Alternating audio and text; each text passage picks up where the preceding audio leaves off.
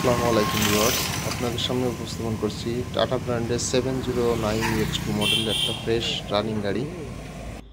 গাড়িটার model registration 2022 সালের।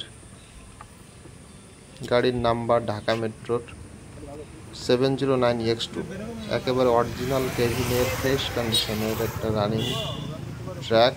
গাড়ির বডি হবে আপনার 16.5 ফিট, অল স্টিল বডি। যারা টাটা 709 একেবারে ফ্রেশ কন্ডিশনের রানিং গাড়ি খুঁজছেন, গাড়িটা নিতে স্ক্রিনে দেওয়া নাম্বার সরাসরি যোগাযোগ করতে পারেন।